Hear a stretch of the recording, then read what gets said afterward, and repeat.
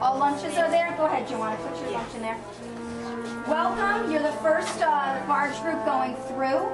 The inspectors are just learning their jobs at this point, so we're all going to be patient with each other.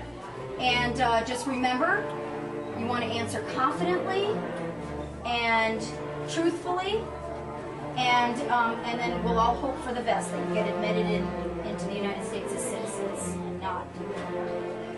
Ready to enter the Great Hall?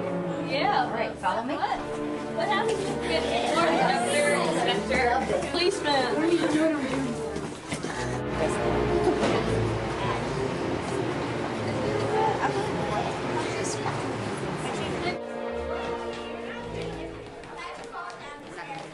That's okay. Yeah, I think you have to stay right here.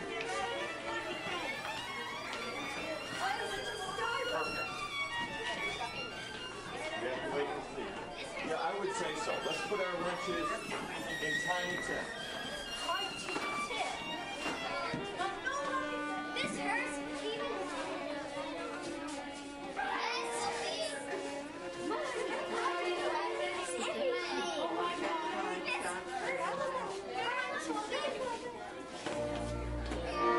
Then you would just be able to count 1, 2, 3, 4. You see what I mean? Yeah.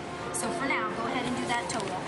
Okay, you may go on to the next section. 5, right? And then 6, 7, 8, 9, 10. I will ask you some questions. Have you ever been to Jack? Thank you, ma'am. Have you ever been to Boris? So, Mr. Alexander. Are you an atheist or agnostic? Have you ever been to...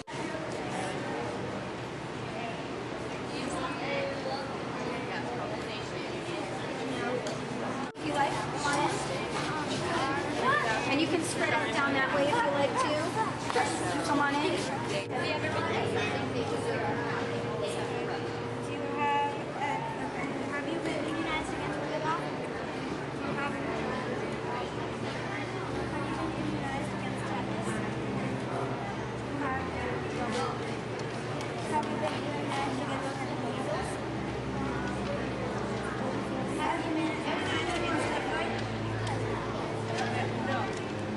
Have you been immunized against fever?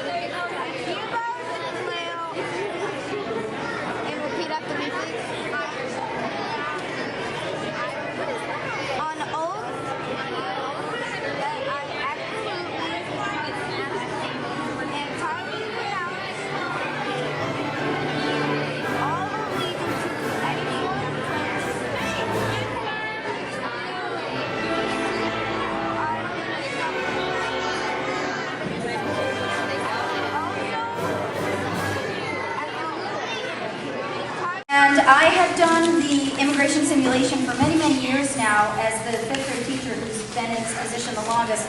And I just want to compliment you on a really terrific job today.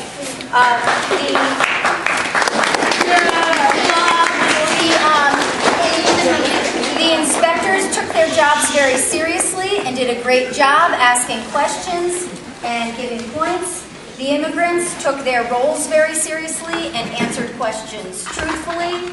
And I just saw a lot of maturity in this group in handling the whole simulation. You've done a terrific job. Even, you know, when it was over, getting your snacks and staying with your barge groups, that's fantastic. So I just want to compliment you. I also want to have your attention because it is now time for Mrs. Wong, who is an assistant at Burnham School, to talk with us a little bit about her father's experience at Angel Island. As I think a lot of you know, Angel Island was the immigration station that was on the west coast of the United States. Ellis Island, where we were today, is in New York on the east coast, and Angel Island is off the coast of California. And so a lot of immigrants from Asia came through Ellis Island in the early 1900s before they were allowed to become citizens of the United States. And so we are really fortunate to have someone right in our district who has up-close and personal experience with that in the form of stories told by her dad. So I'm okay if people are finishing their snacks. I know some barge groups just got through, that's fine. But I'd like you all to keep your attention this way. And welcome, Mrs. Wong.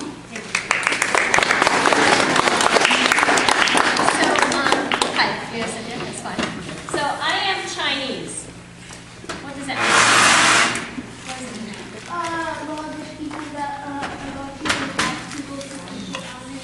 But what does it mean that I'm Chinese? Are you Chinese? How do you know you're not Chinese? Well, anybody, what does it mean that I'm Chinese? Actually, I don't speak that much Chinese, and I speak some other languages, more of other languages than I do Chinese.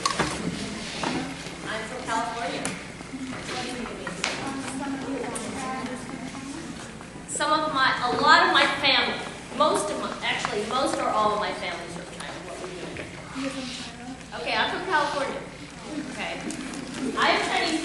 My father and my mother are both Chinese, but my father's from China, my mother was from California. All my grandparents were from China. Right? So I'm Chinese because of my family, because of my background.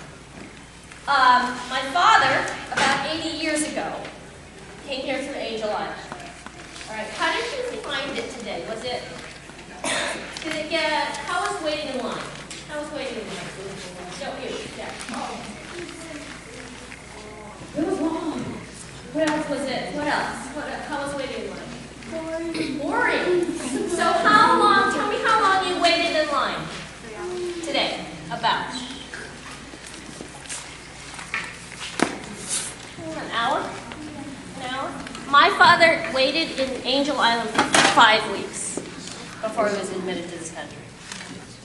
The Chinese had a very, very different experience at Angel Island. I think a lot of you should know about the Chinese Exclusion Act. The goal of the American government was to actually keep Chinese people out. They didn't want to admit Chinese people.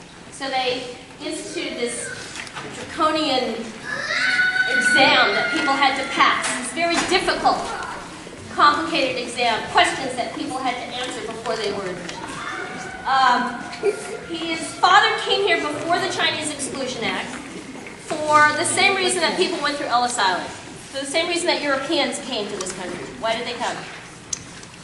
Why did they come? Why did they sacrifice everything, leave their families, leave their homes, and come here? They wanted a better life. The Chinese also wanted a better life. A lot of the Chinese would go back, they'd come here to work, and then they'd go back to China to see their families, and they would tell stories about streets made of gold, and you could come here and make lots of money. So a lot of Chinese people wanted to come here. So, and they'd also tell stories about cars, tall buildings, and this wonderful, wonderful life. So at the age of 12, my father came. His father had gone to China to visit, and he brought my father back with him because my father was the oldest son. So how old was you, 11? 10? 10. His father was 12. When he left China, It was the first time he'd ever seen people who weren't Chinese. It was the first time he heard people speak a different language. So how else were these people the people that he saw? How else were they different? They were Chinese, they didn't speak the same language. What else do you think? You think they ate the same food? Do you think they wore the same clothes? No. Some? No. Everything was different, and it was very overwhelming for him. When they took a steamship that took 21 days, and not, yeah, it was kind of long, and not, we're not talking private bathrooms or anything. So when they got to San Francisco, because Angel Island is very near San Francisco, his dad went to San Francisco and he was sent to Angel Island without his father. Okay? There's a ferry that would take them to Angel Island. When they got to Angel Island, the men and the women were separated, but any boys that were under the age of 10 went with the women. Okay, so are there any boys here under the age of 10? Okay, so you would all go to the men's side. But if you were traveling with your mother, that means your mother would go with the women and you'd go with the men. So I don't know which you would prefer. They were all subjected to a medical exam, which I believe happened at Ellis Island also, correct? Sprayed with chemicals in case they had bugs. Did that happen at Angel Island? No. Yeah. I mean Ellis Island. Did it happen at Ellis Island? You weren't sprayed? I mean, I know you weren't sprayed with chemicals here, but in reality, in history, were they sprayed with chemicals? No. At Ellis Island? I think they were. And then they stayed in barracks. There were triple bunks. There was barely room between the beds to walk. It was not comfortable or sumptuous or wonderful. They were surrounded by high fences with barbed wire. Does that sound like Ellis Island, or does that sound like a prison? It sounds like a prison, right? Right, exactly. And there were armed guards. In the mornings when they were marched to breakfast. They were accompanied by armed guards. My father remembers that they were made to feel like criminals.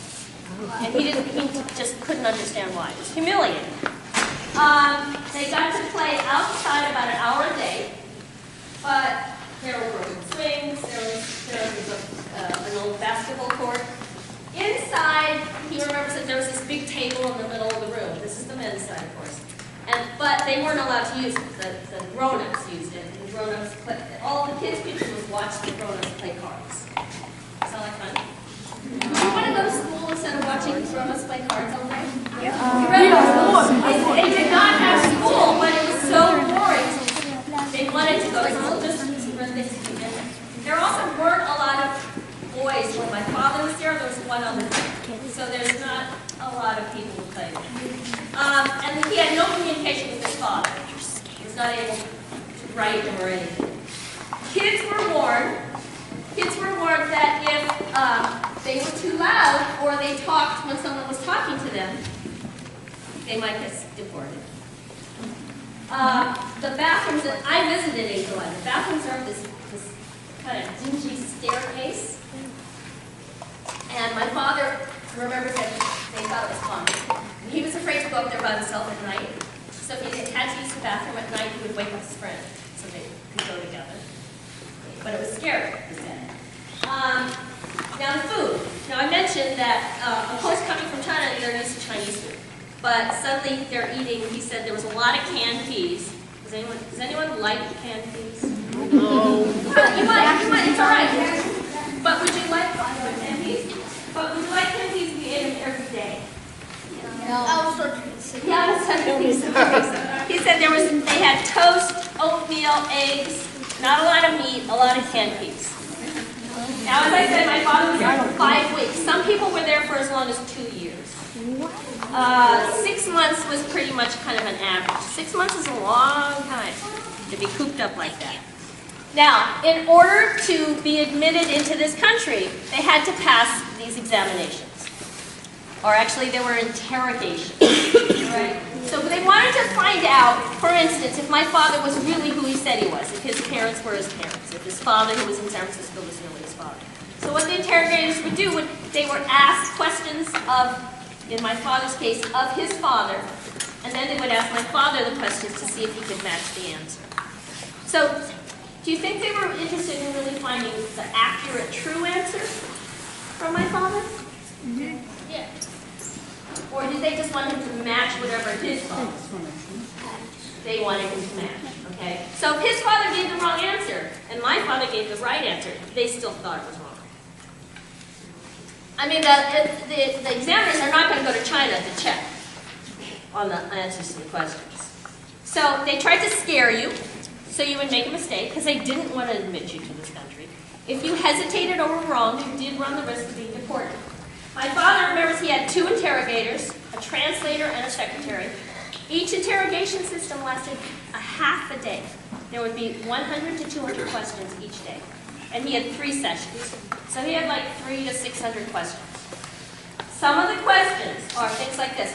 Now raise your hand if you really know the answer for yourselves. The full names of your neighbors. First and last name. You know the first and last name of your neighbors. Tim Brogan. Raise your hand if you think you know this. For yourselves. That's not your name. Okay. Raise your hand if you know their jobs. If you know what they do. Okay, that's good. Raise your hand if you know what direction your house faces. Okay, raise your hand if you think you know how many doors are in your house. Now, if you were asked this question, for instance, you might say to me, do closet doors count? But you couldn't ask questions like that. You couldn't ask questions like that to help to clarify your answer. Okay. How about how many windows? Windows. How many windows in my house? Kelly, you wouldn't have time to count. My father tells a story that he was asked how many stairs were in his yard going down to the garden. And he hesitated, and the examiner said, you probably went up and down those stairs every day. How can you not know how many stairs? My father was feeling a little feisty that day or something, and he said to the examiners, there's stairs behind you going up into the hallway. How many stairs are there? You probably go up and down those stairs every day. How many stairs? And they couldn't answer it. And he was lucky. They laughed. But that's the kind of thing that could have gotten him deported. And also, mind you, he's doing this through a translator, so he's talking in Chinese. And then there's another story that I heard where someone was asked, where's the ladder kept at your house? And he said, it's kept in the shed. And they said, no, that's wrong. We asked your uncle, and your uncle said it was in the front of the house. And the boy said, well, when my uncle came to visit, because his uncle lived in this country and would go back to China to visit, the last time he came to visit, the ladder was in the front because we were using it to repair the roof. But it's not there all the time. But that's the kind of thing that can mess you up, you know, so where you would end up being deported. So tell me, who got deported from today? Who was deported? 2? Okay. All right, how did that feel? Okay, well, now think about this. For the Chinese, if they were deported, you were sent back to China by yourself. First of all, you had to make the journey by yourself. For my father, and he was 12. And it was a real embarrassment, it was a real shame to be sent back because everybody wanted to come here to get a better life. So it was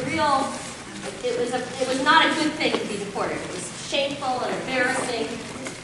Now, I asked each of your teachers a question. So I'm going to pose this question to all of you, but let me make this clear. Do I care if you give me the right, accurate answer? No, I just want you to match your teachers. I don't care if they're wrong, if I'm an examiner. Okay? So this is for each class, and you may confer with each other. The question is, how many chairs are in your classroom? And you may talk about your classroom. No. Just 3 spinning chairs. Yep. 3 spinning chairs are 11 chairs. 2 in the front table. 3 in the back table. 16. No, 18. No, we got rid of those. One. Now remember, to get this wrong, you could run the risk of being deported. Okay, can I have someone from Zolar's class? Oh, that's That's Fourth grade? Oh, I was told she was fifth. Oh, this is old, sorry. Oh, hey, okay, Mrs. Lyston's class. Are you in Mrs. Lyston's class? How many chairs do you think you have? What are you can? Who are you asking? Oh. Close. But close is deportable. Are you in Mrs. Lyston's class? Yeah. You have to be from Mrs. Lyston's class. Go ahead. Go ahead. Good. You get to say. All right. Mrs. Dave Rose's class. I don't know if I get wrong. Yeah. Good. Mrs. Snowden's class. Go ahead. Better 25. 17. How are you so sure?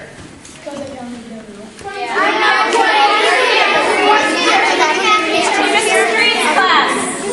Sierra. 17. Close. No, it's 19. 19. 15. There has to be Mrs. Street's class. No, it's 19. 16. Good. That's what your teacher said. So, it's not so easy. It's not so easy. I mean, how you're in those classrooms, what, 5-6 hours a day? It's not so easy to know the answers to these questions. Excuse me. And my father was asked like 400 to 600 questions. Each Chinese person was asked, I mean, so many questions that they had to answer correctly. Right?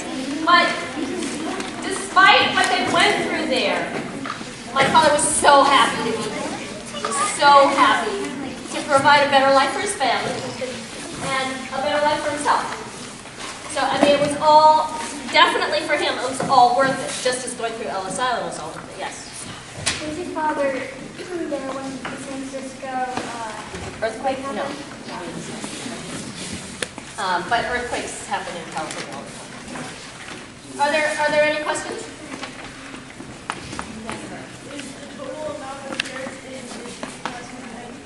No. Well, I don't know how many chairs there are, and I don't care. But what Mrs. Street said was 16. When I asked the teachers how many chairs, I asked them not to count. I asked them not to count, because it also had to do with how many chairs they thought. Right? So do you think it was easier to get through Ellis Island or Angel Island? Okay, good. Thank you. Thank you, Ms. Hill.